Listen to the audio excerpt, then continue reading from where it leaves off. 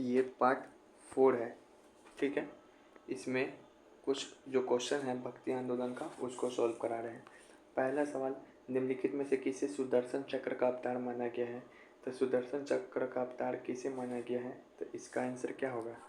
तो निम्बार्कचारी। ये देखो निम्बार्कचारी है, इनको सुदर्शन चक्र का अवतार माना गया है। तो निब्बा को अवतार माना गया है। निम्बार्कचारी के गुरु कौन थे? यहाँ पे पूछेगा निम्बार्कचारी के गुरु कौन थे? तो नारद थे। क्या गुरु थे? नारद। निब्बा अपना अधिकांश समय कहाँ व्यतीत किया? तो वृंदावन में। निब्बा कहाँ था? वृंदावन में। सुदर्शन चक्र का अवतार इनको भी बोला जाता था, सुदर्शन चक्र का अवतार। दूसरा क्वेश्चन है कि संत नामदेव पेशे से क्या थे? तो संत नामदेव ये महाराष्ट्र के संत थे। कहाँ के संत थे? महाराष्ट्र के संत थे। पहले ये क्या बने थे? डाकू, फिर दर्जी, फिर संत बने। तो यहाँ पर क्या आंसर होगा? दर्जी। फिर उसके बाद है कि श्री संप्रदाय किस धर्म से संबंधित है? तो श्री संप्रदाय संबंधित है जय श्री राम, नहीं राम नहीं है यहाँ पे, तो वैष्णव धर्म से। किससे संबंधित है? वैष्णव धर्म से। जिसका कौन था?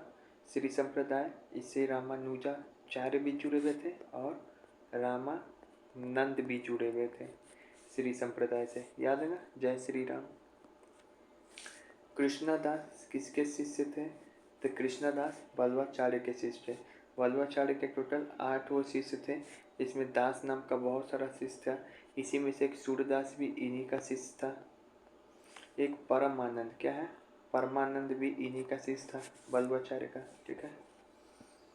फिर से उसके बाद है वह स्थान जहाँ रामानुजन शिक्षण कार्य करते थे।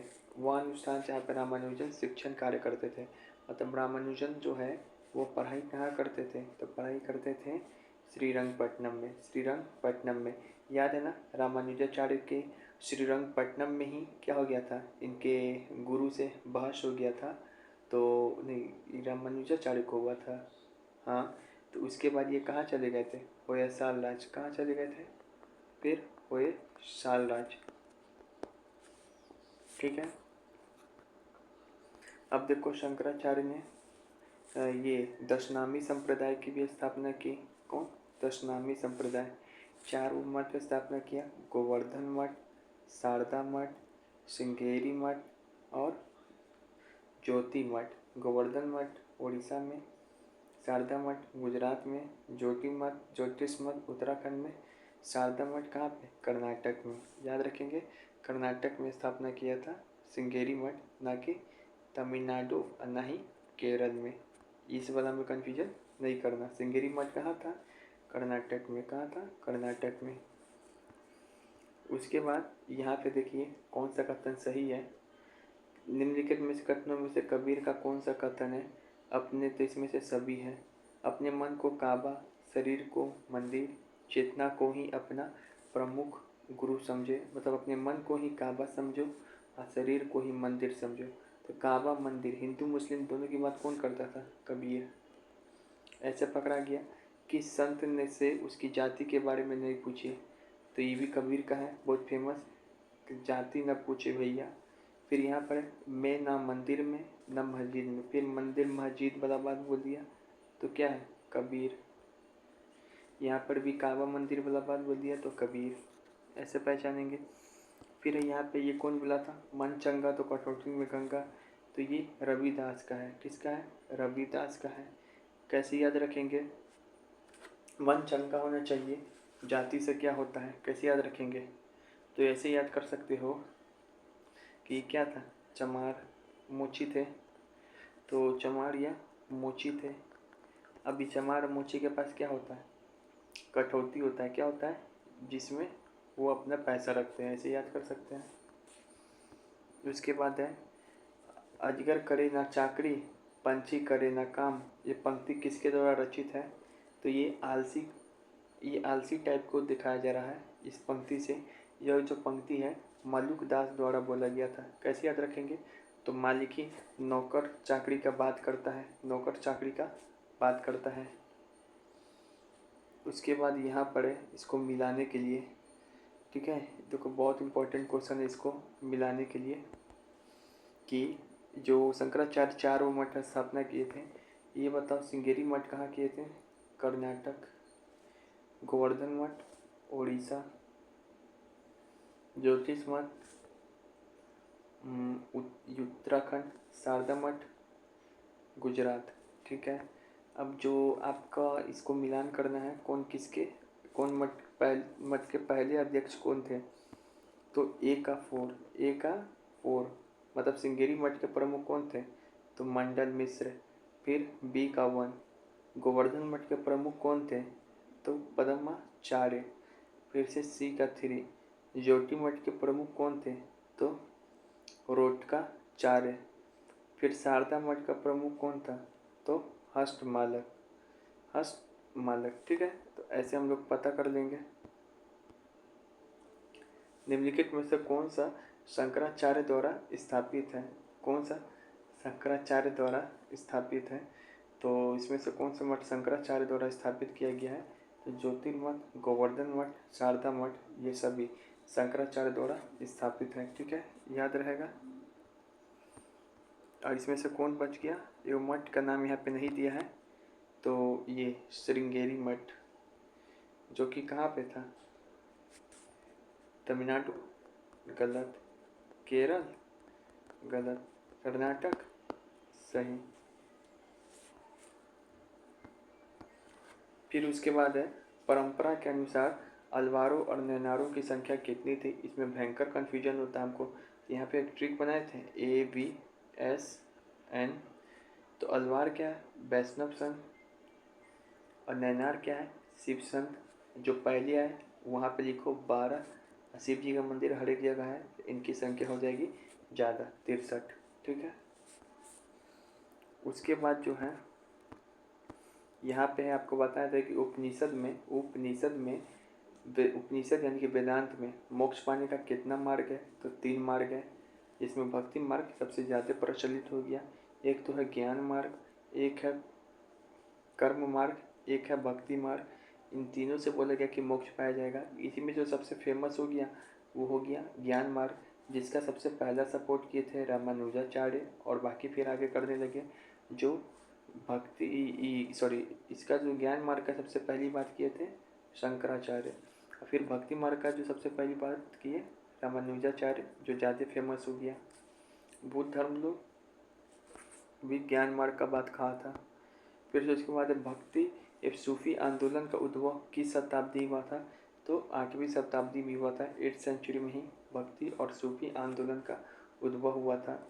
आपको अगर पूछा जाए भक्ति आंदोलन का चर्चा सबसे पहले किस उपनिषद में हुआ है, तो श्वेताश्वर उपनिषद में, श्वेत उपनिषद में, उजला कलर के उपनिषद में। भक्ति आंदोलन का विस्तृत जानकारी किस में दिया गया था, तो भगवद गीता में। जब इसे भगवद गीता कब फेमस होने लगा, जब शंकराचार्य ने इसके ऊपर टिप्पणी लिखी। जब शंकराचार्य ने इस भगवद गीता पर क्या लिखा, टिप्पणी लिखा। और यहाँ पे दिया हुआ है अगर 7, 8 दोनों दिए रहे तो 8 भी मारेंगे।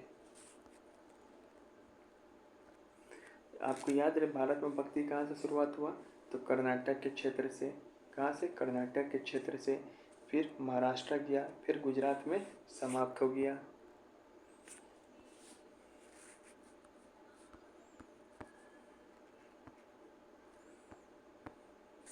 फिर उसके बाद यहाँ पर है कि तेवरम या तिरुवाचकम किन संतों में, तेवरम और तिरुवाचकम किन संतों के गीतों का संकलन है, तो ऐसे बताए थे। इसका ट्रिक नाती, क्या बताए थे, नाती। ना से क्या होगा, नैनार, और ती से क्या होगा, तेवरम। ना से क्या होगा, नैनार, और ती से क्या होगा, तेवरम। तो तेवरम और तिरुवाचिकम में के कौन है, नाथपंथी है। अलवार संतों के गीत किससे संकलित है, अलवार संतों के गीत किसमें संकलित है, इसमें भी कन्फ्यूजन होता है। अलवार में हमको बताए थे, अलवार से आदि, तो आ से अलवार, दी से नालियार, दिव्य प्रबंधम, इसको तमिल का पंचम वेद भी बोलते हैं। फिर अलवार संत और नैनार संत भक्ति की रचना संस्कृत में नहीं किए थे, याद रखेंगे। किस भाषा में किए थे, तमिल में कारण किए थे। ये पहली बार भक्ति का जनाधार इसी समय पर शुरुआत हुआ। ठीक है, शुरुआत में जो है यहाँ पे भक्ति आंदोलन नैनार लोकल भाषा इनकी तमिल में ही अपनी बात कही, इसलिए उत्तर भारत में शुरुआत में नहीं फैला, तो इसका तमिल में ही फैला था अलवार नैनार की बात। अब ये वाला चार्ट याद रखना, हम बताए थे इसमें जो है शंकराचार्य और आपको रामानुजाचार्य और माधवाचार्य, इन तीनों में बहस हो जाता है विचार को लेके। लेकिन एक बात याद रखेंगे कि ये तीनों एक तीसरों के समकालीन नहीं है। क्या है? समकालीन नहीं है, बहुत बाद आया।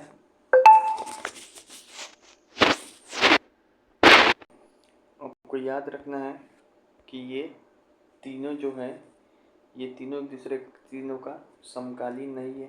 पहली बार बहुत बाद में ये आए शंकराचार्य के, रामानुजाचार्य के बाद आए, फिर बहुत बाद में माधवाचार्य। दूसरी बात आपको याद रखना है, जो शंकराचार्य है इनका विचार था अद्वैतवाद। क्या है? अद्वैतवाद।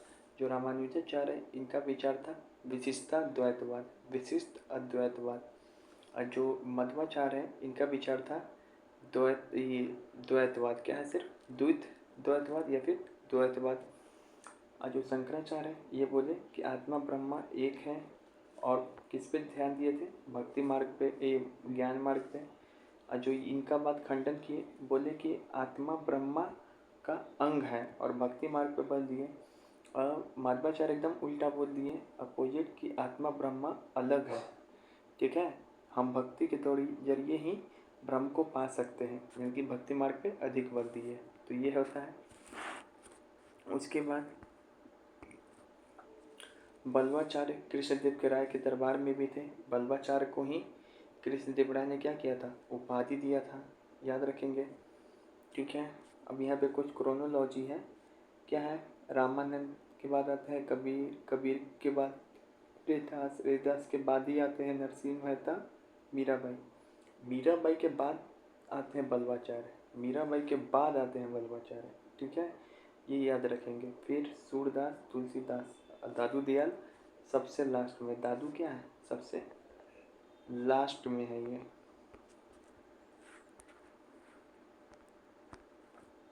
अब यहाँ पे बोल रहा है कि ब्राह्मण बसवन्ना किस आंदोलन का उद्भव किए थे? याद है, बसवन्ना जो है कर्नाटक क्षेत्र में। क्या है? कर्नाटक क्षेत्र पे 12वीं सदी में। कहाँ है? 12वीं सदी में 1100 कुछ करके है। इस समय ये दो आंदोलन ये फेमस किए, एक तो लिंगायत और एक वीरशैव। ठीक है, एक लिंगायत और एक वीरशैव आंदोलन से जुड़े हुए थे। तो एक से अधिक टीआरई में पूछा था, बढ़िया सवाल है। बसवन्ना क्या है?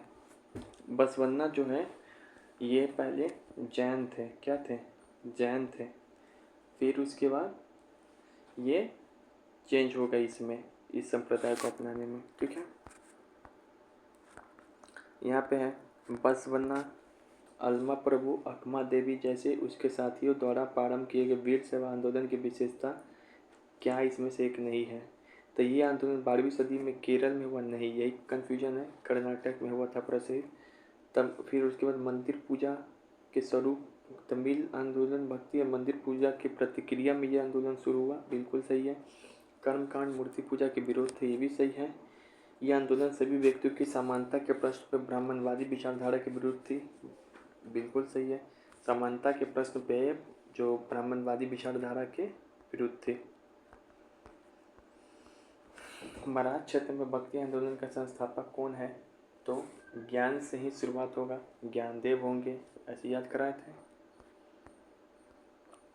फिर है नाथपंथी, सिद्धि और योगियों का बीपीएससी में पूछा था। भक्ति मार्ग, ये भक्ति धर्म को कहाँ लोकप्रिय बनाया? तो ये सब उत्तर भारत में लोकप्रिय बनाया। कहाँ पे? उत्तर भारत में। फिर है ये सवाल, नालियार द्वीप प्रबंधन वर्णन किया जाता है। ये तमिल के पंचम वेद बोला जाता है, जो अलवारों का है ये।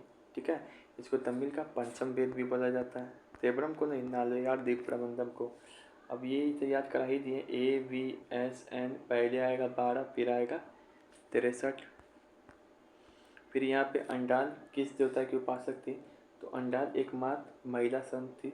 अ से अंडाल, अ से अलवार, और ठीक है, यानी कि ये विष्णु भक्ति। तो याद हो गया। फिर यहाँ पे कराइकल किस देवता की उपासक थी? तो कराइकल से याद करो। कराइकल जैसे नाम पढ़ने में लगेगा कि लिखा हुआ है महाकाल। क्या है? महाकाल। तो ये कराइकल जो है शैव उपासक थी, यानी कि ये नयनार संत थी। ठीक है। कराइकल से कैसे याद कराए थे? काल से महाकाल। उसके बाद है कि किस चोल सम्राट ने संत कवि अपार, सुंदर और सुंदरार? सबसे पहली तो बात कि ये सब क्या है? नयनार संत है। क्या है? नयनार संत है। और ये तीनों नयनार संत को शिव मंदिर में मूर्ति स्थापित कराया कौन? तो चोल शासक परांतक प्रथम, द्वितीय नहीं पर प्रथम। ठीक है। फिर से उसके बाद है अपने संदेश का प्रचार प्रसार के लिए हिंदी का प्रयोग सबसे पहली बार कौन किया? तो हिंदी का प्रयोग सबसे पहली बार वही करेगा जो भक्ति आंदोलन को उत्तर भारत में ले जाएगा। अब भक्ति आंदोलन को उत्तर भारत में कौन ले गया था? रामानंद, जिनके 12 वो शिष्य थे। अब 12 वो शिष्य पूरे उत्तर भारत में फैल गए, भक्ति फैलाए। और भक्ति आंदोलन में उत्तर भारत में कब आया? ये भी याद रखो, 13वीं सदी में। कब आया था? 13वीं सदी में। 13वीं सदी में ही महाराष्ट्र में भी भक्ति का उदय हुआ था। ठीक है।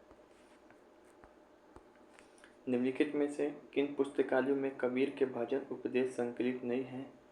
तो गुरु ग्रंथ साहिब में है, पंचवानी में है, बीजक में है, राग गोविंद में नहीं है। जो राग गोविंद है ये मीराबाई द्वारा लिखा गया है। राग करके जितना भी है या गीत गोविंद पर टीका भी है तो वो मीराबाई लिखी हुई। राग करके जितना भी है मीराबाई का है। फिर से इसके बाद यहाँ पे कि निम्नलिखित में से कौन सत्य को अल्लाह, खुदा, हजरत, पीर बोलते हैं? तो सत्य को बहुत सारे नाम से पुकारे गए हैं कबीर। ठीक है। ये टीआरई में भी पूछा था। कबीर की वाणी कितने विशेष परिपाटी में संकलित है? 3। बीजक के 3 भाग है, याद रखेंगे। बीजक के 3 भाग है। फिर उसके बाद गुरु नानक के बारे में कुछ दिया हुआ पॉइंट। गुरु नानक के अनुयायी में सबसे अधिक संख्या व्यापारी, शिल्पकारी, कृषक का था, क्योंकि गुरु नानक का ऐसा मानना था कि उनके अनुयायी गृहस्थ जीवन में रहते हुए भी मोक्ष पा सकते हैं। गुरु नानक किसी भी नवीन धर्म की स्थापना नहीं करना चाहते थे, अपितु बाद में उनके अनुयायी अपने आप को हिंदू और मुस्लिम से अलग समझा तो अपना अलग रास्ता निकाला। फिर गुरु नानक हमेशा 3 शब्दों का प्रयोग बोलते थे, नाम यानी उपासना, दान यानी भला करना, फिर से स्नान यानी पवित्र विचार रखना। अब ये भक्ति आंदोलन के बारे में शंकर देव के बारे में आपके एनसीईआरटी में दिया था। 15वीं शताब्दी कब है? सबसे पहली बात शंकर देव कब के हैं? तो 15th सेंचुरी के हैं। कहाँ पे हैं? असम में हैं। किस धर्म से जुड़े हुए हैं? तो शंकर जो है शिव से नहीं, वैष्णव धर्म से जुड़े हुए हैं। वैष्णव मतलब भगवती धर्म। फिर शंकर देव ने भक्ति में कीर्तन और श्रद्धावान भक्तों के सत्संग से कीर्तन का भी शुरुआत किया। एक नाम घर जैसे प्रार्थना का स्थापना किया था शंकर। ठीक है ना। क्लास 8 में भी दिया हुआ। इनके बुक का नाम है कीर्तन घोष। इसके बुक का नाम है कीर्तन घोष। ठीक है। कैसे याद करेंगे? ये शंकर देव के पुस्तक है कीर्तन घोष। तो शंकर जी का कीर्तन करते हम लोग, नाम लेते हैं तो नाम घर, 15वीं शताब्दी, ये भी याद रखेंगे, असम में। फिर यहाँ पर है एक क्वेश्चन कि सभी नए अवज्ञा आंदोलन के समय गांधी जी किस संत का गुणगान किया करते थे? तो मीराबाई। किसका? मीराबाई। फिर यहाँ पे अमृतसर शहर का नाम जिसे सरोवर के नाम पे पड़ा, उसका निर्माण किसने कराया था? तो अमृतसर शहर की स्थापना ही किसने किया था? आपको बताए थे कि रविदास ने किया था। वही जो क्या था? मोची था। वही जो मोची था। नहीं, रविदास अलग है, ये गुरु रामदास है। क्या है? गुरु रामदास। ठीक है। फिर यहाँ पे देखिए कुछ पॉइंट 6 है कि दारा सिखों को राय साहब पनाह दिए। दारा सिखों को कौन पनाह दिए थे? तो गुरु हर राय साहब। जब दारा सिखों को कौन पनाह दिया था जब औरंगजेब से लड़ाई हो रहा था? तब गुरु हर राय साहब। जैसे याद करो कि राय जी है ना, वो दारा सिखों को कौन पनाह दिए थे? राय साहब, राव साहब पनाह दिए। कौन दिए? राव साहब। याद रहेगा। फिर से गुरु तेग बहादुर, ये आनंदपुर की स्थापना किए थे। तेग बहादुर बहादुर थे, इस कारण आनंदपुर की स्थापना की है। फिर उसके बाद औरंगजेब ने इनको 1675 में कहाँ चढ़ा दिया? सूली पे चढ़ा दिया। बहादुर आदमी थे, इस कारण इनको सूली पे चढ़ा दिया। फिर है यहाँ पे कि ये बहुत इंपॉर्टेंट क्वेश्चन है। भक्ति आंदोलन में हम लोग देखते हैं कि बहुत सारा विशेषता था, लेकिन इसमें से कौन सा विशेषता भक्ति आंदोलन की नहीं थी?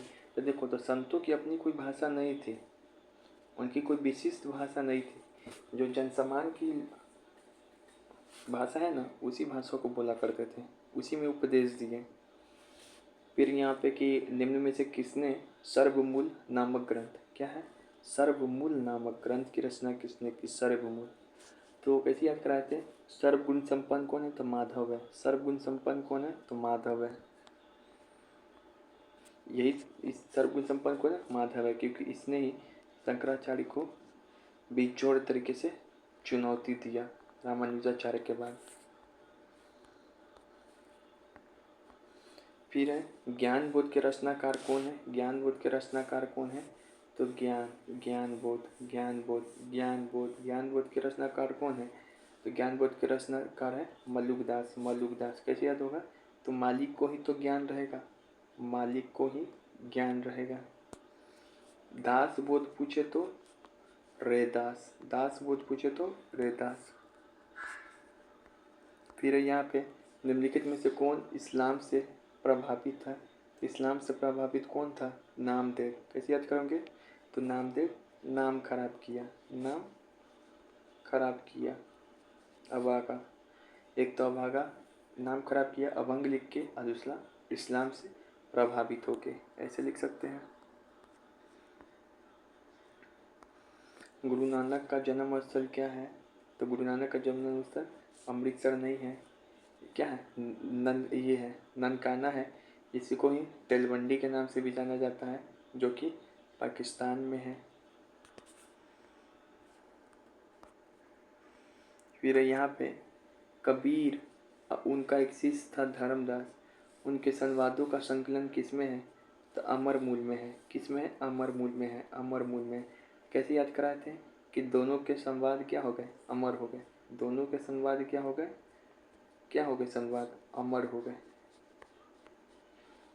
तो अमरमूल याद रखेंगे, अमरमूल याद रखेंगे। भक्ति सांस्कृतिक भारत में पुनर्जन्म हुआ। भक्ति सांस्कृतिक का भारत में पुनर्जन्म कब हुआ? मतलब कि भक्ति जो परंपरा है, संस्कृति है, उसका पुनर्जन्म कब हुआ? तो 15th सेंचुरी से 16th सेंचुरी के बीच में, 15 से 16th सेंचुरी के बीच में। अच्छा, कोई एक संत का नाम बताइए जो 15th सेंचुरी में वापस आया, 15th सेंचुरी में फेमस हुआ। तो शंकरदेव। क्या है? शंकरदेव 15th सेंचुरी में फेमस हुआ। उत्तर भारत में कब आए भक्ति? 13वीं सेंचुरी। महाराष्ट्र में भी 13वीं सेंचुरी। फिर यहाँ पे कि 20वीं शताब्दी के समाजशास्त्रियों ने रॉबर्ट रेडफील्ड, ठीक है, द्वारा कृषक समाज का सांस्कृतिक आचरणों का वर्णन करने के लिए कौन सा शब्द बोला? तो बता, कृषक समाज के संदर्भ में रॉबर्ट रेडफील्ड ने एक शब्द दिया था, महान और लघु परंपरा। महान और लघु परंपरा। विचारों मठ एकदम याद होना चाहिए। बद्रीनाथ में जोटी मठ, श्रृंगेरी मठ कर्नाटक में, पुरी उड़ीसा में गोवर्धन मठ, द्वारका गुजरात में शारदा मठ, द्वारकाधीश। उसके बाद याद रखना है कि जॉर्ज ग्रियर्सन कौन थे? जॉर्ज ग्रियर्सन और स्मिथ। जॉर्ज ग्रियर्सन और स्मिथ क्या बोलते हैं कि जो तुलसीदास का रामचरितमानस है वो हिंदू धर्म का बाइबल है, हिंदू धर्म का बाइबल है, जॉर्ज गियर्सन और स्मिथ।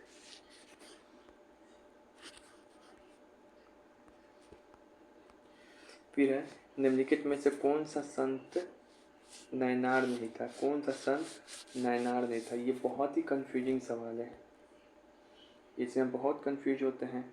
नैनार मतलब क्या? शिव। शिव भक्त का ही नाम याद रख लो सिर्फ। तो एक तो अपार थे, समंदार थे, ये सब था, ठीक है ना। और एक का नाम था महिला का कराइकल, ये हो गया। और एक का नाम था, एनसीईआरटी में इसका पिक्चर भी दिया हुआ था, उसका कांच का मूर्ति प्रतिमा भी था, मनिक मनिक का चागर, ठीक है। तो अंडाल कौन? अब देखो, संबादार, सुंदरार, अपारार, ये तो है ही जिनका मूर्ति स्थापना हुआ था मंदिर में। अंडाल नहीं होगी, ठीक है। तो ये हो गया। शंकराचार्य संस्कृत विश्वविद्यालय कहाँ है? तो आंसर होगा केरल में, क्योंकि यहीं पे इनका क्या हुआ था? जन्म हुआ था। लेकिन सिंगेरी मठ कहाँ स्थापना की है? तो कर्नाटक में।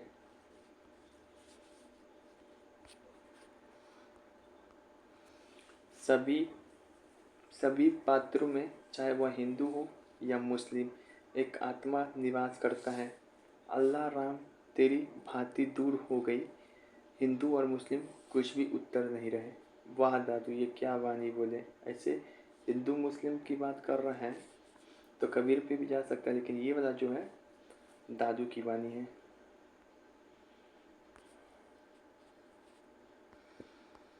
अब यहाँ पर फिर, अब यहाँ से जितना भी होगा सब केवल क्या होगा? कथन, ठीक है। सब क्या है? केवल कथन है। यह संसार वेद है और यह सृष्टि कुरान है। तो संसार को वेद माना और सृष्टि को कुरान माना। ये बात किसने बोला? रज्जब ने। कैसे याद करोगे? तो रज्जब ने गजब किया, वेद को कुरान से तुलना किया। रज्जब ने गजब किया, वेद को कुरान से तुलना किया। फिर इसका एक और कथन फेमस है रज्जब का, जितने अधिक मनुष्य होंगे उतने ही संप्रदाय होंगे। बिल्कुल गजब बात बोला। जितना ज़्यादा लोग उतना माथा का टेंशन। फिर उसके बाद है, एक पत्थर को पूजा जाता है, दूसरे पत्थर को क्यों नहीं पूजा जाता? इसके ऊपर कौन बोला था? नामदेव। कैसे याद करेंगे? तो दोनों का नाम क्यों नहीं होता? केवल एक का ही नाम हो रहा है, तो दोनों का नाम क्यों नहीं होता? केवल एक का नाम हो रहा है। फिर एक सवाल है, वह एक मध्ययुगीन भारतीय दार्शनिक कौन थे जिन्होंने शंकराचार्य के अद्वैत व्याख्या को चुनौती दी? तो इसका चुनौती दिया था एक रामानुजाचार्य और माधवाचार्य, ठीक है। लेकिन आगे देखो, वेद के द्वैत विद्यालय, अब द्वैत विद्यालय बोल दिया तो इसका आंसर हो जाएगा माधवाचार्य हो जाएगा। फिर उसके बाद और कंफर्म कैसे होगा? क्योंकि माधवाचार्य ने ही को आत्मा और ब्रह्मा के बीच का मौलिक अंतर पे जोड़ दिया था। फिर है, यह कथन किसका है? ईश्वर मनुष्य के गुण को देखता है। ईश्वर मनुष्य के गुण को देखता है, उसकी जाति को नहीं। तो जाति के ऊपर सबसे ज़्यादा कौन बोल रहा है? रेदास बोल रहा है। सॉरी, रामानंद बोलेंगे, रेदास नहीं, रामानंद बोलेंगे, क्योंकि इनके ही में क्या थे? 12 शिष्य अलग अलग जाति के थे। रविदास। कोई व्यक्ति किसी व्यक्ति से उसका धर्म या संप्रदाय या जाति नहीं पूछे, ये कौन बोलेगा? क्योंकि जिनके 12 चेला होंगे, रामानंद। उत्तर भारत वाले। आलसियों का मूल मंत्र कौन देगा? मालिक देगा। अजगर करे ना चाकरी, पंछी करे ना काम। जॉर्ज गियर्सन और स्मिथ ने रामचरितमानस को हिंदी धर्म का बाइबल बोला। गियर्सन और स्मिथ। अब यहाँ पे आपके पास बहुत सारा क्या है? कथन है। इसको थोड़ा पेन को हम बदलते हैं। कथन है, ऐसा सब आपको एससीईआरटी में दिया हुआ है और सब किसका है? कबीर का है। एक तो है, पहन पूजे हरि तो पूजू पहाड़, ये तो है कबीर का, याद है। फिर से, पोथी पथु जग पंडित भया, देर अक्षर प्रेम का, ये भी याद ही रहता है कबीर का है, ये याद नहीं रहता है हमको। तो ये देखो, गुरु गोविंद दाऊ खड़े काके लागू पाए, पलहारी गुरु आपने जिन्हें गुरु गोविंदो जो खड़े काको लागे, ये भी याद हो गया। जुबेन नौटियाल का गाना में है। फिर है, कंकर पत्थर जोड़ी मस्जिद लाई बनाई, चढ़ा मुल्ला बाग दे 12 भाया खुदाई। अब ये याद नहीं रहता हमको, ये भी कबीर का है। मस्जिद लाई मुल्ला बाग, ठीक है। अब ये किसका है? दशरथ के गृह ब्रह्मा न जन्मे, इछल माया किन्हा। तो ये जो है ये रामानंद का है। क्या है? रामानंद का है। ये रामानंद जो थे ना, जो रामानंद थे, वो राम के नाम जप में विश्वास करते थे, लेकिन इनका जो राम था वो अयोध्या के राजा दशरथ के पुत्र नहीं थे, इनका राम कुछ और थे, ठीक है। तो इन्हीं के ऊपर ये लाइन को देते हैं, ठीक है।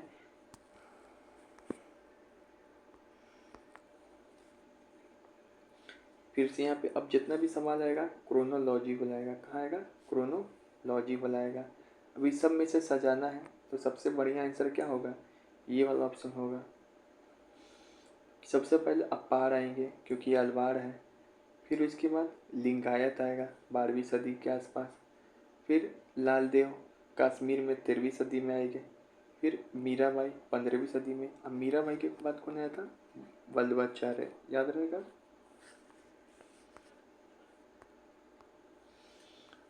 फिर है भक्ति संतों का उनके समय के अनुसार सही कार्यक्रम सजाए। आपको पता है कि ये दोनों एक दूसरे के समकालीन है, जिसमें कबीर बड़े हैं, गुरु नानक बाद में है, ठीक है। अब इस दोनों में कन्फ्यूजन होता है, ये भी एक दोनों को समकालीन ही है।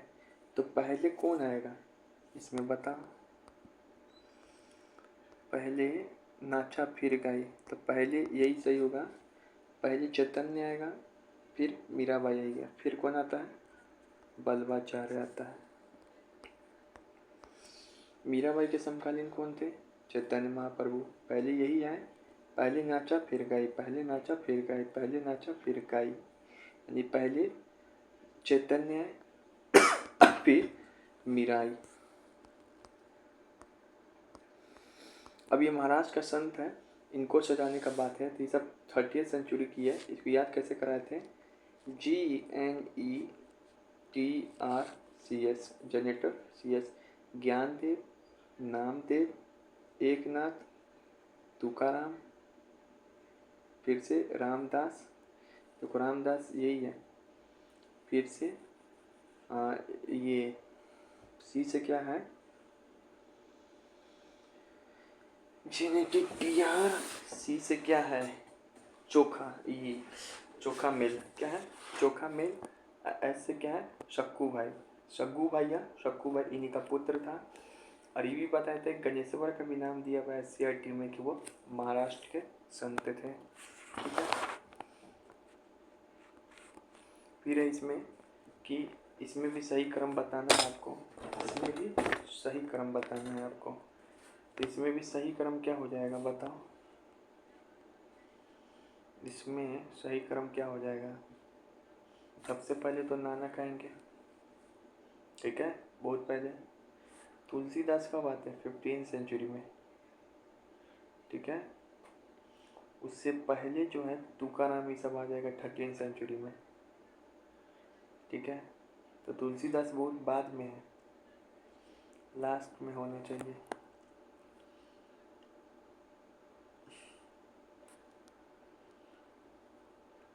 फिलहाल इसमें से तो यही वाला ही परफेक्ट लग रहा है, ठीक है।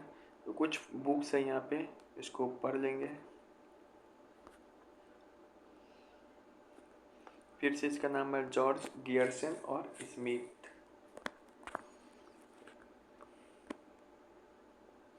अब इसमें आ रहा है फिर सजाने के लिए, कौन किसको कैसे सजाएंगे। सबसे पहले कौन आएगा? कबीर, फिर नानक, फिर नामदेव आएंगे। नामदेव भी सब तो 13वीं सेंचुरी में आ गए थे और ये 15वीं सेंचुरी की है, तो सी। टू नामदेव कैसे हो जाएगा यार, 2143।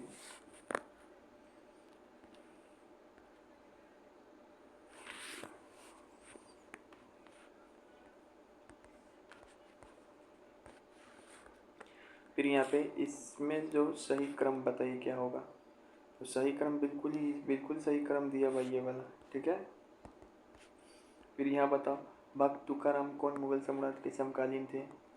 तो जहांगीर के समकालीन थे। कैसे याद कराए थे, जा तुक्का मार ले, जहांगीर ही सही होगा। फिर उसके बाद है, यदि संस्कृत देव भाषा है तो मेरी मातृभाषा मराठी है, यह किसके द्वारा बोला गया। तो वही जो मराठी में रामायण लिखेगा। तो एकनाथ कैसे याद रखेंगे, एक बार मराठी में रामायण लिखा, ठीक है।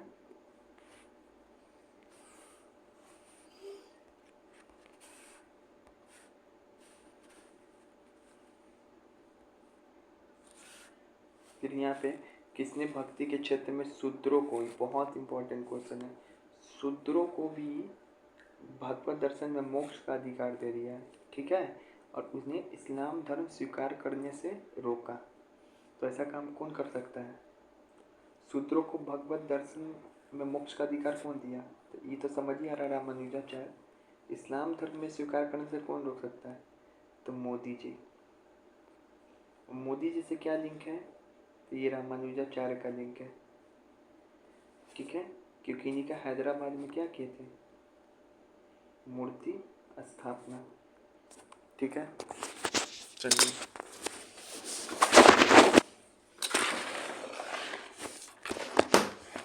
एक सेकेंड इधर कर देते हैं। हाँ,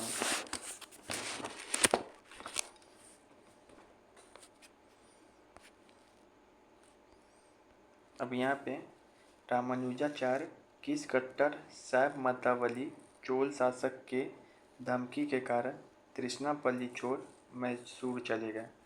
रामानुजन क्या हुआ था कि इनको एक चोल शासक था कुलोत्तुंग प्रथम, इनसे पंगा हो गया था। दरअसल ये क्या था, शिव भक्त थे। रामानुजाचार्य कौन थे, ये वैष्णव भक्त। अब दोनों में पंगा हो गया, तो उसके बाद ये कहाँ चले गए, होयसालाज, ठीक है। तो ये है।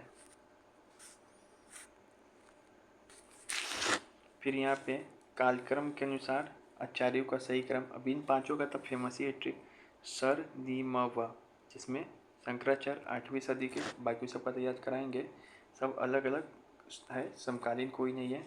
तो पहले आएगा कौन, ये शंकराचार्य, फिर रामानुजाचार्य, फिर निम्बार्क, फिर माधवाचार्य और बल्लभाचार्य। फिर यहाँ पे कुछ फेमस बुक, ठीक है। अब सूफीज़म का कुछ क्वेश्चन है, उसको देख लेते हैं। सूफीज़म का क्या क्वेश्चन है, तो मलफूजात, बताओ मलफूजात संतों की बातचीत है। हाँ ये लाइन सही है, टीएडी में पूछा था यही क्वेश्चन। कैसे याद कराए थे, तो जात शब्द पकड़ो, जात का बातचीत किए। मकतूबात, मकतूबात, मकतूबात क्या है बताओ, इस संतों की जीवनियों का स्मरण है, नहीं। फिर यहाँ पे ऑप्शन पढ़ो, लिखे हुए पन्नों का, पत्रों का संकलन, बिल्कुल सही है। बात को क्या करते थे, वो लिखते थे। तचकीरा क्या है, तो कीरा से क्या याद कराए थे, संतों के जीवन में बहुत कीरा है। तो ये उल्टा दिया हुआ था, केवल ये कथन सही होगा ए। अब ये एनसीईआरटी के लाइन के ऊपर ही ये सवाल फिट किया गया है, दोनों स्टेटमेंट सही है। पता है जो सूफी हैं वो धर्मशास्त्री द्वारा अपनाए गए कुरान और सुन्नी परंपराओं की व्याख्या करने की मत्ताग्रही परिभाषा और शैक्षणिक विधियों के आलोचक थे। वो आलोचक थे, वो क्यों, वो धर्मशास्त्रियों की बात नहीं मानते थे।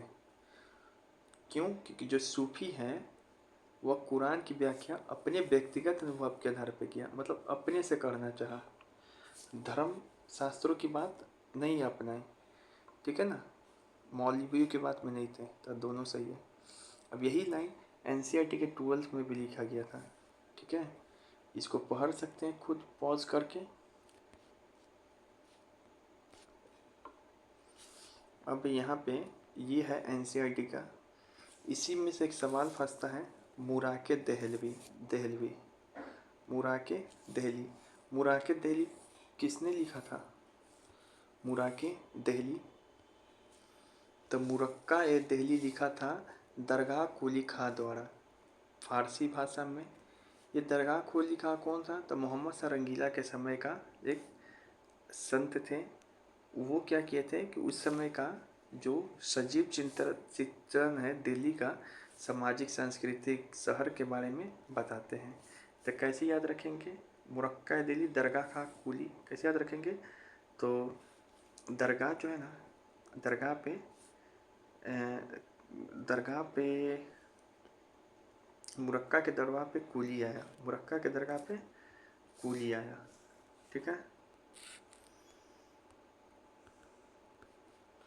फिर यहाँ से एक सवाल बनता है, एक बार इसमें एक घटना दिया हुआ आपको एनसीईआरटी में यहाँ पे कि जो निजामुद्दीन औलिया है ना, वह भेंट लेने से अस्वीकार कर देते हैं। अब इसी घटना का वर्णन है फवाइदुल फुआद में। फवाइदुल फुआद की रचना कौन किया था? अमीर हसन सिज्जी। एक तो ये भी नाम है हसन सिज्जी, इन्हीं का पूरा नाम है अमीर हसन सिज्जी दहलवी। ठीक है ना, तो उर्फ अमीर हसन सिज्जी, ये दो नाम है, ये दो अलग अलग आदमी नहीं, कन्फ्यूजन ना हो। देखिए है, इसी में बताते हैं कि जो निजामुद्दीन औलिया की बातों का संकलन किया गया है। ठीक है, और ये क्या है? एक मलफू जात है। ये क्या है? जात है, मलफू जात है। तो जो सूफी संत से बातचीत होता था उसी के घटनाओं का वर्णन है। ठीक है, फवाइदुल फुआद कैसे याद रखेंगे? तो इतना फूल गए, इतना हंसे कि फूला ना पाए, उतना हंसे कि फूल ना पाए। फिर एक ये सवाल है फवाइदुल फुआद जो कि रिकॉर्ड है निजामुद्दीन औलिया का, और किसके द्वारा कंपाइल किया गया था? तो अमीर हसन सिज्जी के द्वारा। अब यहाँ पे कुछ बुक हैं, इसको इसमें मिलान करना है, बहुत इंपॉर्टेंट क्वेश्चन है क्योंकि यूनिक राइटर है। अबुल हसन हुजवीरी याद है? हुजवीरी, ये हुजवीरी थे, यही लिखे थे मोइनुद्दीन चिश्ती के ऊपर। उनका बुक का नाम था, नहीं मोइनुद्दीन चिश्ती नहीं, ये लिखे थे संतों का जो जीवन है वो पवित्र कैसे है उसके ऊपर। कशफ उल महजूब, संतों के पवित्रता के ऊपर लिखे। फिर आते हैं आपको कुली खां, क्या है? कुली खां, दरिया कुली खां बताते, मुरक्का है दिल्ली की सामाजिक आर्थिक चीज के बारे में बताते हैं, मुरक्का है दहलवी। फिर है यहाँ पे ये जहाँ आरा, ये कौन बुक लिखती है? तो मुनीसुल अका, ये मोइनुद्दीन चिश्ती का क्या है? ऑटोबायोग्राफी है, मुनीसुल अका। जहाँ आ रहा। फिर अमीर हसन सिज्जी, जिनको अमीर हसन सिज्जी दहलवी भी बोला जाता है, अमीर हसन दहलवी भी बोला जाता है, ये लिखे थे फवाइदुल फुआद इतना हंसे कि फूल ना पाए, तो ये लिखे, बहुत इंपॉर्टेंट क्वेश्चन। फिर है जहाँ द्वारा लिखित शेख मोइनुद्दीन चिश्ती, ये बिहार ऐसे में भी पूछा हुआ था सवाल। उनकी जीवनी को किस नाम से जानते हैं? तो मुनीसुल अरका।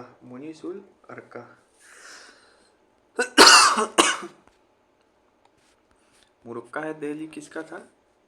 तो दरिया का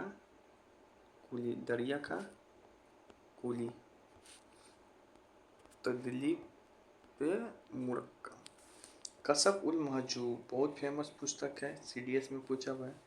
कसफ उल महजूब जो कि सूफी ग्रंथ है, उसके पवित्रता के बारे में बताता है।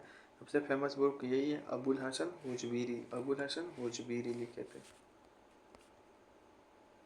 फिर एक एनसीईआरटी में आपको ये भी दिया हुआ है कि जोगी के प्रति श्रद्धा किसने व्यक्त की थी। एक जोगी थे, उनका नाम है बुलंद मकाम शिव मूरत गुरु आनंदनाथ, इतना बड़ा नाम है।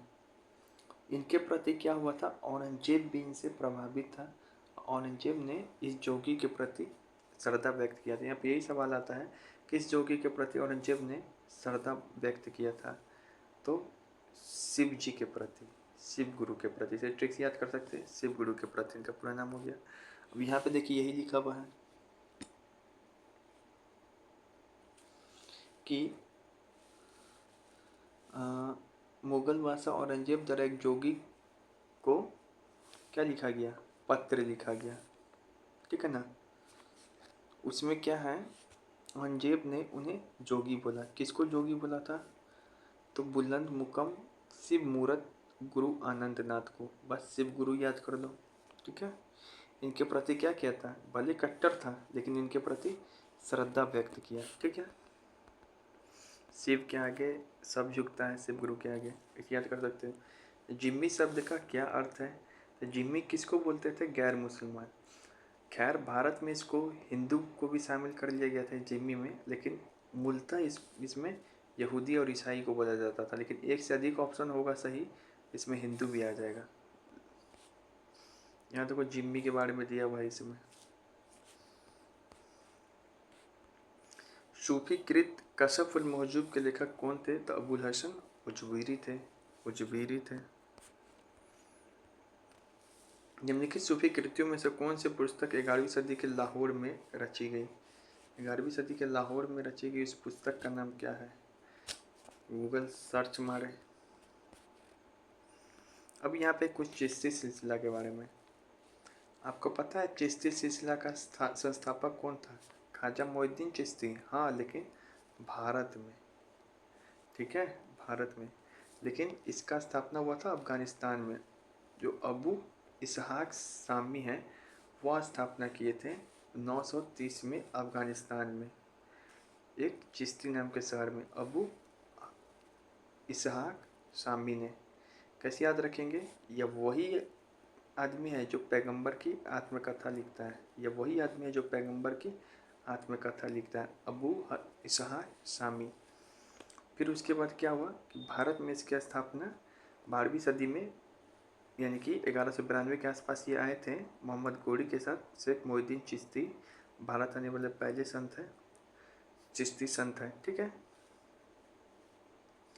अब उसके बाद ये अजमेर के आसपास बस गए, लेकिन इनका 35 में काम 35 हो गया तो मर गए। चिश्ती सिलसिला के बारे में आपको कुछ पॉइंट याद रखना है कि जो चिश्ती सिलसिला है ना, इस्लाम के सुन्नी संप्रदाय से संबंधित था। सुन्नी संप्रदाय मतलब जो आसिफ है, मतलब ये कि जो पैगंबर की बात को मानते हैं। वह दिल्ली सल्तनत के दौरान अपने चरम पे पहुंच गए थे। जो दिल्ली सल्तनत था ना, तो उसी के दौरान कहाँ पहुंच गए थे, चरम पे था। ये बासरिया से संबंधित थे ये लोग, जो बासरिया, एक होता है बेसरिया, क्या बासरिया। बासरिया मतलब जो शरीयत के कानून कठोरता से माने, जो शरीयत के कानून को माने।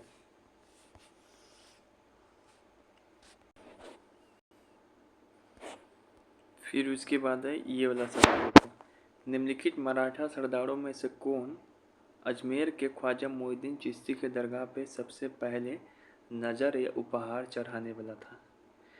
तो ये देखो बहुत अच्छा क्वेश्चन है। जो मोइनुद्दीन चिश्ती थे ना, इनके दरगाह पे सबसे पहले गया कौन था, सुल्तान। तो सबसे पहले गया था सुल्तान कौन, अजमेर, मोहम्मद बिन तुगलक, जो बहुत समझदार था जैसे मेरे पापा। और उसके बाद दान सबसे पहले कौन दिया, तो सबसे पहले दान देने वाला है, कौन है मराठा सरदार, वो है साहू जी जो शिवाजी के पोते थे, यानी कि दान इससे पहले अकबर भी दे चुका था, फिर साहू जी दिए थे। ठीक है, अकबर हमारे पापा। ठीक है,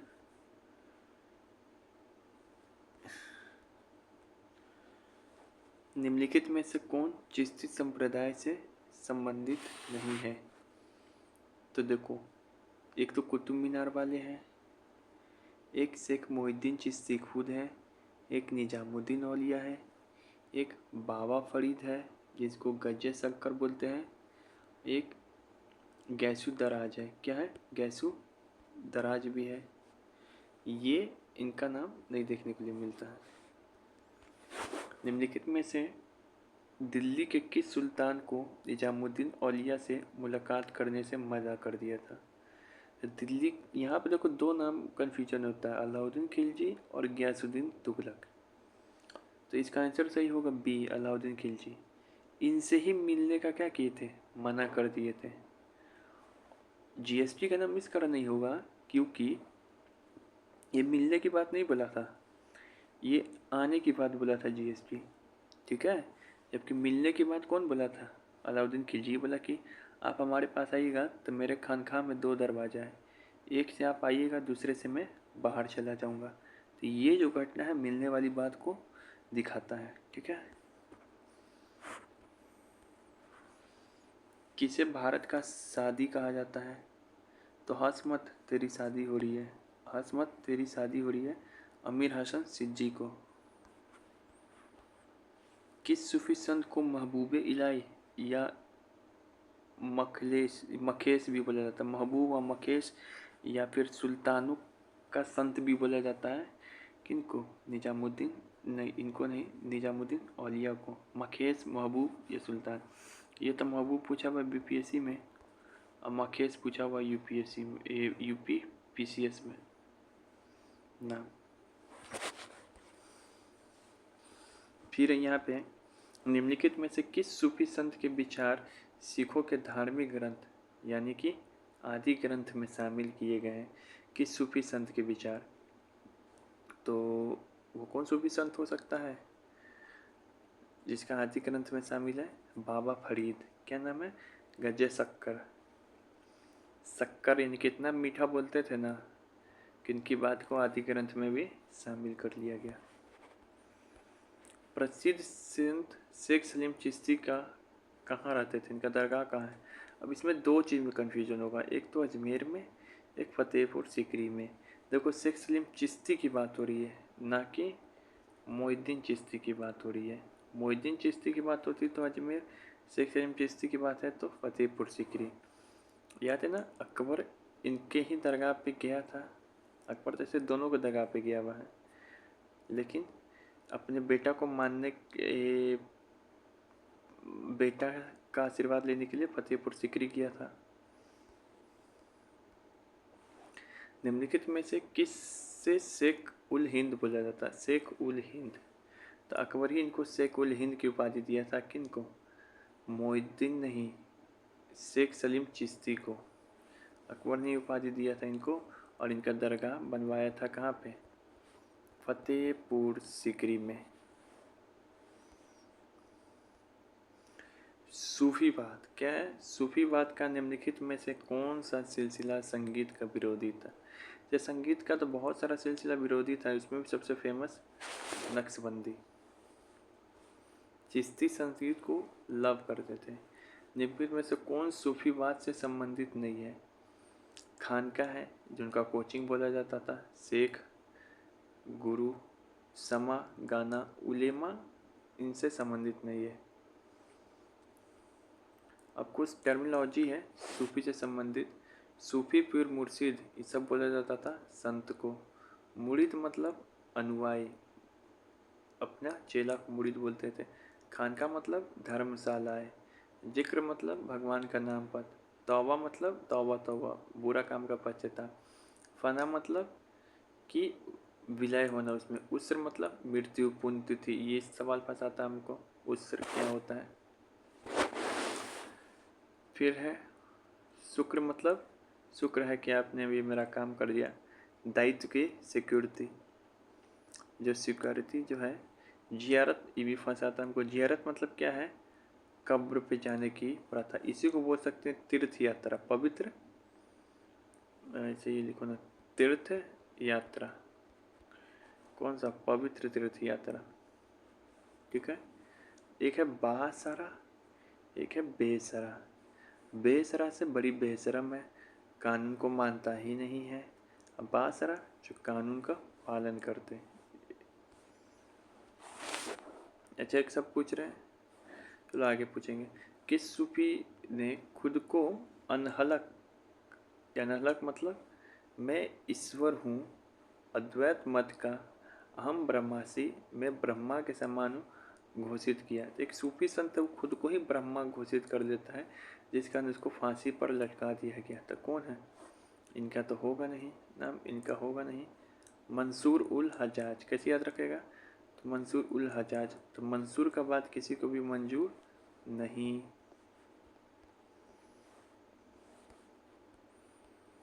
सूफिया कलाम जो एक प्रकार का भक्ति संगीत है, किसकी विशेषता है? तो कश्मीर की विशेषता है। फिर यहाँ पे मिराज उल आशिकीन, मिराज उल आशिकीन, ये उर्दू शायरी की पहली किताब है। आशिकीन ये उर्दू शायरी की पहली किताब है। इसके रचयिता कौन है? तो गैसू दराज, यानी कि फैजू, गैसू से फैजू, गैसू से फैजू, फैजू वहीं उर्दू में शायरी का पहला किताब लिखे थे। अब यहाँ पे देखिए शेख अहमद सरहिंदी के बारे में कुछ पॉइंट है। शेख अहमद सरहिंदी भारतीयों के बीच इस्लाम के प्रति रुचि कम होने के बारे में इत्तहवा उल नुबाब में अफसोस जाहिर किया। बिल्कुल, इसमें ही ये बोले कि भारतीयों में मुसलमान के प्रति जो है रुचि कम है, तो इसमें प्रकट करते हैं। फिर दूसरा बोलते हैं भारतीयों के बीच इस्लाम के प्रति रुचि कम होने के बारे में पैगंबर काल में, किसमें? पैगंबर काल में दर्शन शास्त्र के विज्ञान, भारतीय संत्र के अध्ययन के बीच के समय के अंतराल को इसका कारण बताया। बिल्कुल सही है, विज्ञान को कारण बताया और भारतीय संतों के अध्ययन के बीच के समय अंतराल था, उसका कारण बताया। ठीक है, दोनों सही है। अब कोई बताएंगे कि शेख सरहिंदी का नहीं अकबर से पटा नहीं जहांगीर से। एक तो ये अकबर की दीनी इलाही नीति का कड़ा विरोध किए। दूसरा जो जहांगीर है, जहांगीर तो इनको अपना गुरु मानता था, लेकिन बाद में इनको ग्वालियर के किले में कैद करवा दिया था। ठीक है, अब यहाँ पे कुछ एक्स्ट्रा पॉइंट। इस्लाम का उदय कब हुआ? ये बिहार एसआई में पूछा था। तो 7वीं सेंचुरी में हुआ था, क्योंकि 610 ईस्वी तक में उदय हुआ था। काबा का मतलब क्या होता है? काबा क्या है? काबा, तो काबा क्या है?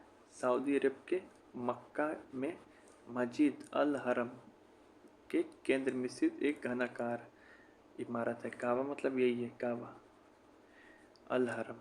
ये मुसलमान लोगों का सबसे पवित्र मस्जिद है, उसी को बोलते हैं काबा। फिर है 6ठी सदी में पैगंबर हजरत मोहम्मद साहब का जन्म कब हुआ था? 6ठी सदी में 570 ईस्वी में मक्का में जन्म हुआ था। इनके पिता का नाम है अब्दुल्ला, माता का नाम है अमीना, पत्नी का नाम है खदीजा, संतान का नाम है फातिमा और दामाद का नाम है अली। अब इसकी मृत्यु हो गई मदीना में।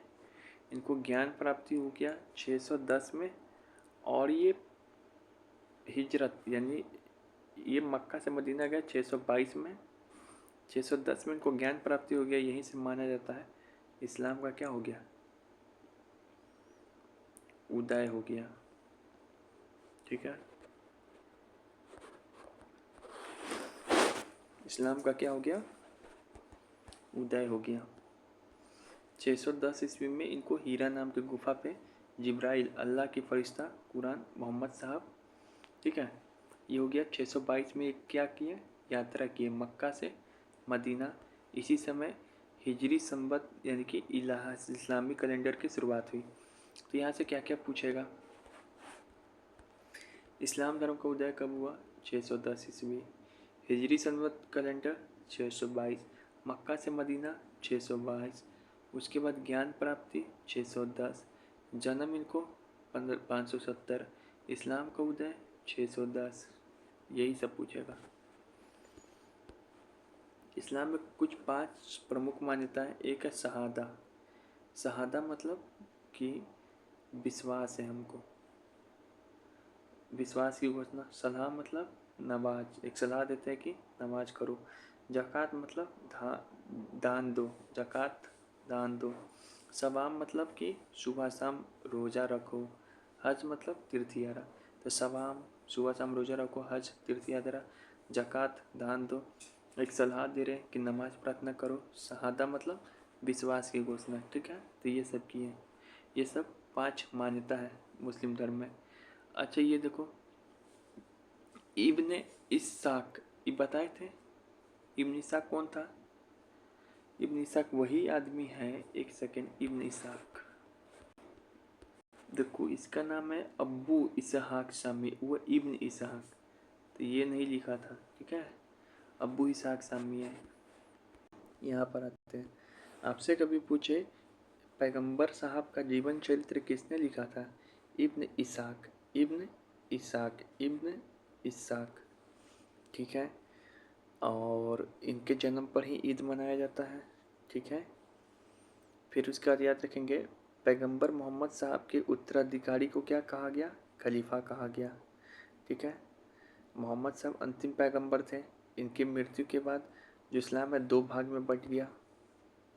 ठीक है, और 4 वो खलीफा थे मेन, अबू बकर, उमर, उस्मान। अबू बकर, उमर, उस्मान।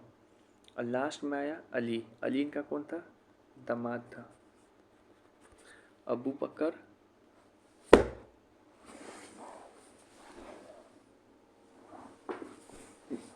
अबू बकर, उमर, उस्मान। लास्ट में कौन आया? अली। पहला खलीफा अबू बकर था। लेकिन अली का क्या हो गया? मृत्यु हो गया, मार दिया लोग। इसी समय से शिया और सुन्नी में विवाद होने लगा। सुन्नी कौन है? जो पैगंबर साहब के वंशज है, जैसे कि आसिफ। शिया कौन है? सैयद, जो अली साहब को मानता है। तो इसी कारण या अली गाना गाता है। ठीक है, चलो।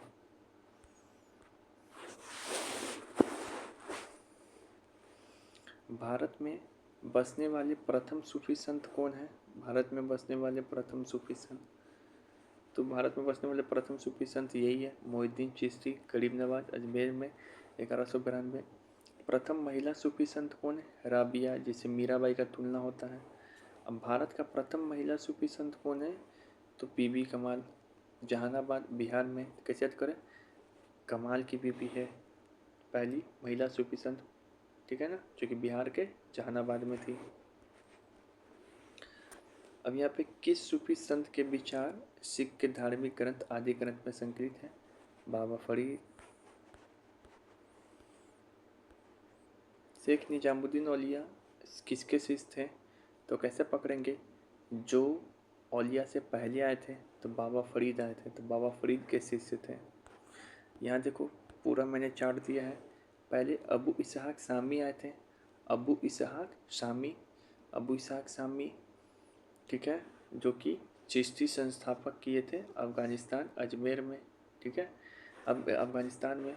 उसके बाद ख्वाजा मोइनुद्दीन चिश्ती आए, जिनका खानका अजमेर में था, जो कि भारत में चिश्ती के संस्थापक थे।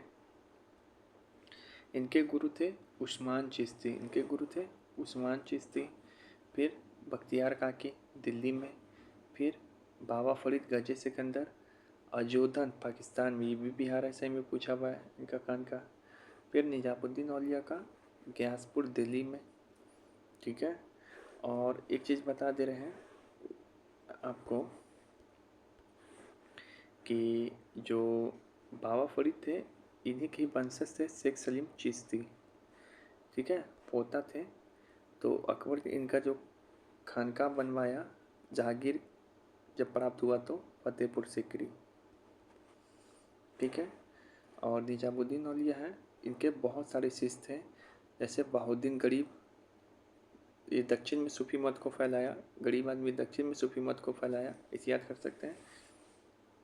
फिर शेख नासिरुद्दीन चिरागे दहली, एफएसटी ने इनका मकबरा बनाया था। फिर एक है अमीर हसन दिल्ली या अमीर हसन सिद्दी, जिनको भारत का सादी बोलते हैं, एक अमीर खुसरो। ठीक है। तो ये सब क्या है, निजामुद्दीन औलिया के शिष्य, याद रखेंगे। बहाउद्दीन गरीब जो दक्षिण में फैलाया, शेख नासिरुद्दीन यानी कि चिरागे देलवी जिसका एफएसटी मकबरा बनवाया, अमीर खुसरो और अमीर हसन देहलवी जो भारत का सादी बोला जाता है। फिर है कौन किस संप्रदाय और किसका शिष्य था, ये भी बहुत बार पूछा जा रहा है एग्जाम में। तो देखो, जो सिकंदर लोदी थे या दारा सिको थे, दोनों पढ़ा लिखे आदमी कादरी सिलसिले का था। कहाँ का? कादरी सिलसिले का। अब मखदूम जिलानी जो है ये कादरी सिलसिले के संत थे। संत मुल्ला साहब भी कादरी सिलसिले के संत थे। सिकंदर लोदी का गुरु कौन था? जिलानी। तो कैसे याद रखोगे? सिकंदर आदमी से हर एक कोई जलता है, सिकंदर आदमी से हर एक कोई जलता है। दारा सिको के गुरु कौन थे? मुल्ला शाह। कैसे याद रखोगे? तो दारा सिको को मुल्ला बनाया औरंगजेब ने, दारा सिको को मुल्ला बनाया औरंगजेब ने। अब जो बाबर थे या जहांगीर या औरंगजेब, ये तीनों अल्टर आदमी नक्शबंदी सिलसिले का था। ये सभी अल्टर आदमी नक्शबंदी सिलसिले का था। बाबर का जो गुरु का नाम था, ये पूछा हुआ अभी CDS में, अहरात। क्या नाम है? अहरात। कैसे याद रखोगे? बाबर हर रात विजय किया, बाबर हर रात विजय किया। अहमद सरिंदी जहांगीर का, जिनको जेल भेजवा दिया था। ये मासूम औरंगजेब के गुरु थे। बताओ, नाम है मासूम लेकिन शिक्षा दिया अमासूम वाला। औरंगजेब और मासूम, व्हाट द फक। ठीक है, तो ये हो गया। अब यहाँ पे देखते हैं कादरी सिलसिले के संस्थापक शेख बहाउद्दीन कादिर जिलानी, और ठीक है, बगदाद के आसपास। खाने कहाँ था? सिंध के आसपास। संगीत का विरोध किया। एक है सतारी संप्रदाय, ये आपके NCERT में भी दिया हुआ है सतारी संप्रदाय के बारे में। ग्वालियर के आसपास लोधी काल में हुआ था स्थापना। इसके प्रमुख संत कहाँ थे? मोहम्मद गौस ग्वालियर। इनके प्रमुख संत कौन है? मोहम्मद गौस ग्वालियर। सत्तार ग्वालियर कैसे बताए थे कि सितार बजाए ग्वालियर के किला पे। जब आते यहाँ पे कि मुगल बादशाह बाबर के सूफी सिलसिले का अनुयायी था, तो नक्शबंदी का था। फिर है किसने बाबर का ध्यान इस तथ्य की ओर आकर्षित किया कि सिकंदर लोदी के शासन के समय हिंदुओं ने फारसी सीख ली। अच्छा, हिंदू फारसी सीख लिए और बड़ी संख्या में विभिन्न पदों पर भर्ती हो गए। मतलब बाबर को भड़का रहा है। तो शेख अब्दुल कुत्सुफ गंगोही जो था वो भड़का रहा था। गंगोही जो है भड़का रहा था। फिर है कौन मुगल सम्राट में नक्शबंदी नेता ख्वाजा अब्दुल्ला अरहार का अनुयायी था? तो अरहार का अनुयायी कौन था? अरहार से बताए थे हर रात बाबर क्या करता था? विजय। CDS में पूछा हुआ था, बहुत बढ़िया क्वेश्चन है। अजमेर शरीफ में होने वाले उत्सव के बारे में बताइए। उत्सव क्या है? तो मृत्यु तिथि है संत का। चिश्ती नगर कहाँ स्थित है, जिसे सूफी चिश्ती सिलसिले के नाम पर? चिश्ती नगर। तो चिश्ती नगर कहाँ पर है? मध्य एशिया में है, मध्य अफगानिस्तान में। यहीं पे अबू इस्फाक शामी क्या किए थे? चिश्ती परंपरा का स्थापना। फिर है जहाँ आरा द्वारा लिखी गई मोइनुद्दीन चिश्ती की जीवन किस नाम से जानी जाती है? तो सबसे पहले जहाँ आरा मोइनुद्दीन चिश्ती की जीवनी लिखी। वाह, कैसे याद कराए थे? जहाँ इनके नाम में आएगा मुंसिल उल अक्का अरवा। ऐसे था। जिस स्थान पर फतेहपुर सीकरी का निर्माण हुआ वह कौन मुस्लिम रहता था? तो फतेहपुर सीकरी में कौन रहता था बताओ? फतेहपुर सीकरी में रहते थे शेख सलीम चिश्ती, जहाँ पे बेटा वाला बात था। ठीक है, इनको शेख उल हिंद की उपाधि भी दिया था अकबर। अब ये देखो, फर्रे-ई-इजर्द जो मुस्लिम मुगल राजतंत्र का आधार था, ये विचार किस सूफी संत ने दिया था? फर्रे-ई-इजर्द का मतलब है डिवाइन लाइट। डिवाइन लाइट मतलब कि जो बादशाह है उसको ईश्वर का जो आशीर्वाद है प्रकाश के रूप में प्राप्त होता है, वही है डिवाइन लाइट। तो इस डिवाइन लाइट थ्योरी का कॉन्सेप्ट दिया था सुगर दिया था। कौन दिया था? सुगर दिया था। तो ये सोहरावर्दी दिया था, शिहाबुद्दीन सोहरावर्दी। फिर नक्शबंदी नेता ख्वाजा अब्दुल्ला अरहार की अनुयायी कौन था? अरहार हर्रा था, हराया बाबर।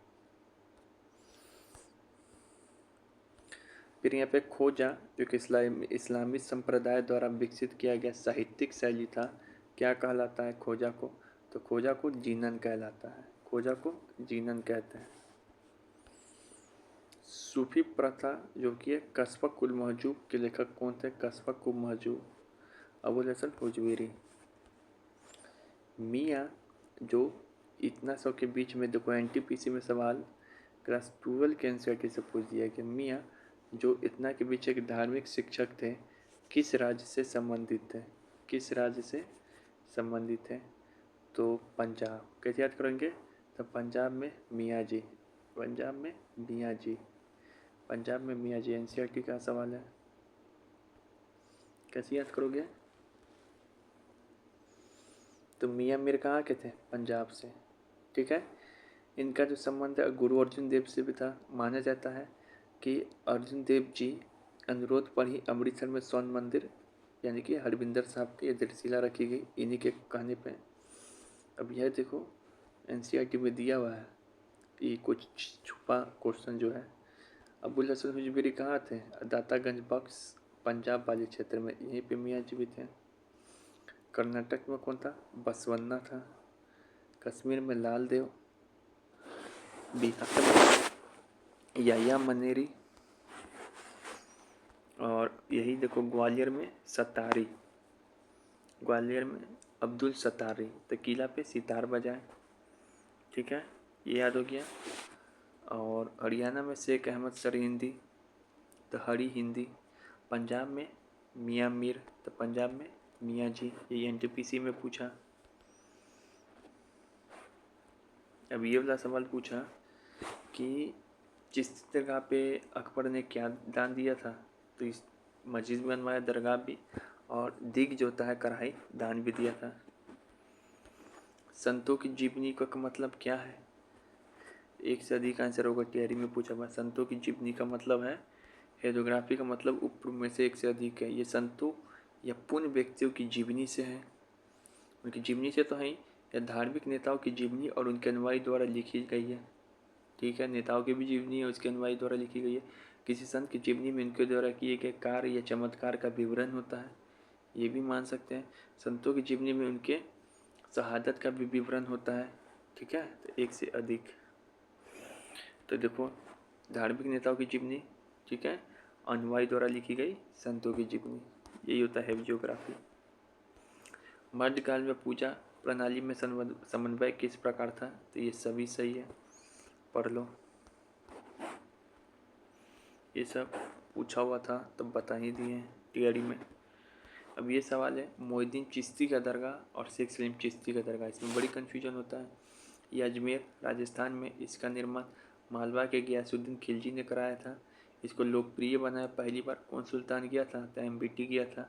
अकबर ने यहाँ पे देग दान दिया था। अब आते हैं शेख सलीम चिश्ती का, तो आगरा फतेहपुर सीकरी में निर्माण हुआ। अकबर बनवाया अपने बेटे की याद में फतेहपुर में दरगाह। ठीक है, उस पर इनको उपाधि भी दिया था शेखुल हिंद का। तो यही है। अब ये कुछ पॉइंट है, ये SCERT का पॉइंट है। कहाँ का पॉइंट है? SCERT का, कि बिहार में तुर्की सत्ता की स्थापना से पहले ही सूफियों का आगमन हो गया था। ठीक है ना। अब मनेर में आकर बसने वाले इमाम ताजफ की बिहार के पहले सूफी संत थे। बिहार के पहले सूफी संत कौन थे? ताज आदमी। कैसे याद रखोगे? ताज आदमी। फिर उसके बाद वीर शैव आंदोलन 12वीं सदी के मध्य। उसके बाद याद रखेंगे बिहार में दरिया पंथ, इसके बारे में भी बुक में दिया हुआ है। दरिया साहब का विचार पश्चिमी हिस्सा यानी कि आरा, बक्सर, रोहतास इस सब क्षेत्र में प्रचलित था, लेकिन इनका प्रभाव बनारस तक था। आरा, बक्सर, रोहतास इस सब जगह में प्रचलित था, पश्चिमी बिहार। इन्होंने एक मठ स्थापना किया। कहाँ पे मठ स्थापना किया? दरिया साहब ने शाहाबाद में। कैसे याद रखोगे? तो दरिया दिल आबाद रहे शाहाबाद में। फिर फुलवारी शरीफ खानका, बहुत फेमस खानका है। ये तो पहला सवाल ये पूछा जाता है कि फुलवारी शरीफ खानका की स्थापना किसने किया था? तो एक हजरत पीर मोहम्मद कादरी थे, वही किए थे। मोस्ट भी हजरत पीर मोहम्मद कादरी। और ये जो खानका है कादरी, चिश्ती, फिरदौसी सभी का प्रमुख केंद्र बन गया। यहाँ इससे एक दो आदमी का नाम जुड़ता है इतिहास में आगे जाके। एक तो औरंगजेब का, क्योंकि औरंगजेब का जो कुरान का फोटो स्टेट है इसी में रखा गया है, उस जो कुरान लिखा था। फिर जो अरबी और फारसी भाषा की जानकारी के लिए जो राजा मान रोमान राय हैं, यहीं पर आते हैं। फुलवारी शरीफ खानका। उसके बाद है मखदूम यहिया मनेरी के बारे में दिया हुआ बहुत सारा बात। फिर दौड़ी सिलसिले से संबंधित है। इनका दरगाह कहाँ है? बिहार शरीफ में। कहाँ पर है? बिहार शरीफ में, ना कि राजगीर में। लेकिन इन्होंने तब किया था बिहार शरीफ में भी, राजगीर में भी। और ये मनेरी से कहाँ गए थे? सुनार गाँव, जो कि बांग्लादेश में, वहाँ तक की यात्रा किए थे। मनेरी की फारसी भाषा में दो पत्र हैं, एक तो मकतूबात सदी, एक है मकतूबात दो सदी। तो कैसे याद रखेंगे? मनेर की बात, मकतूबात सदी, मकतूबात दो सदी। ये यहया बिन मनेरी की दो पुस्तक है। ठीक है, फारसी भाषा में। यहाँ तो कौन कौन नाम याद रखना है? एक तो ताज फ़कीह, ठीक है, शाहाबाद, दरियापंथ, फुलवारी शरीफ, हजरत पीर मोहम्मद कादरी, औरंगजेब, राजा मोहन राय, फिर से यहया बिन मनेरी, फिरदौसी, बिहार शरीफ, फिर मकतूबात सदी, मकतूबात दो सदी। तो ये सब हो गया आपको। अब एक बार फोटो ले